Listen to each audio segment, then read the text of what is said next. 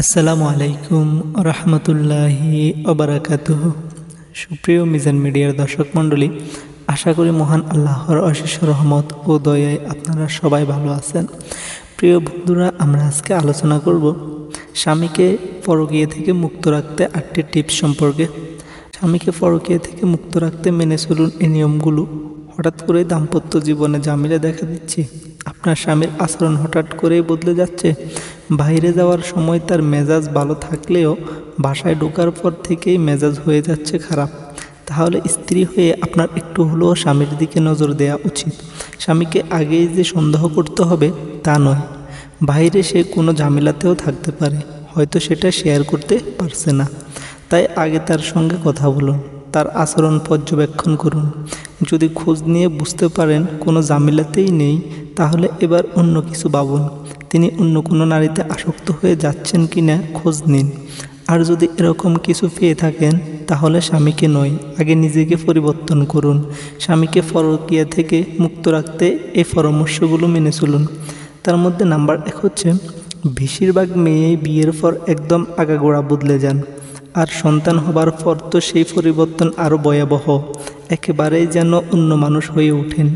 একটা জিনিস মনে রাখবেন, প্রিয় পুরুষটি কিন্তু বিয়ের আগের আপনাকে দেখে ভালোবেসেছেন, তাই বিয়ের পর নিজেকে ধরে রাখুন। এতটাও বদলে যাবেন না যে স্বামীর কাছে আপনাকে অচেনা মনে হয়। নাম্বার 2, বিনা কারণে অমূলক সন্দেহ করা বন্ধ করুন, বা সন্দেহ করে কথা শোনানো বন্ধ করুন। এই অমূলক সন্দেহ করার প্রবণতা স্বামীর মনে আপনার প্রতি অনীহা ও অন্য নারীর প্রতি আগ্রহ জন্মায়।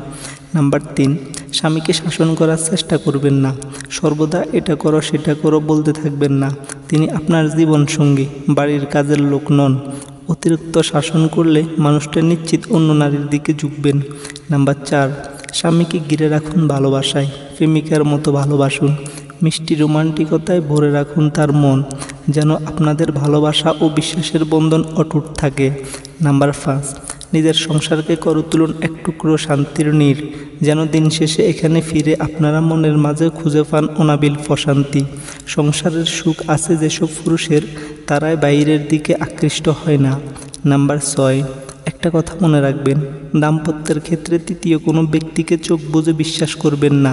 যতই হোক ঘনিষ্ঠ বান্ধবী বা প্রিয় কাজিন, কারো কথায় চোখ বুজে বিশ্বাস করবেন না ও কাউকে নিজেদের দাম্পত্যের কথা বলার সুযোগ দিবেন না। নাম্বার 7, নিজের শ্বশুরবাড়ির সবাইকে ভালোবাসুন, সকলের সাথে ভালো ব্যবহার করুন, চেষ্টা করুন মানিয়ে নিতে। আপনি তার পরিবারকে ভালো না বাসলে এটা খুবই স্বাভাবিক যে স্বামী আপনার প্রতি ভালোবাসা হারিয়ে ফেলবেন। নাম্বার 8, কখনো এমন কিছু বলবেন না যাতে স্বামীকে অক্ষম বলা হয়। তার বেতন, চাকরি বা অন্য কিছু নিয়ে খোঁটা দিবেন না, বা এমন বলবেন না যে আমি ছাড়া তোমাকে আর কে বিয়ে করবে। এসব কথায় পুরুষেরা রেগে গিয়ে স্ত্রীকে উচিত শিক্ষা দেওয়ার জন্য পরকীয়া করে বসেন। প্রিয় বোনেরা, আশা করি ভিডিওটি আপনাদের অনেক উপকারে আসবে যদি মন দিয়ে শুনে থাকেন।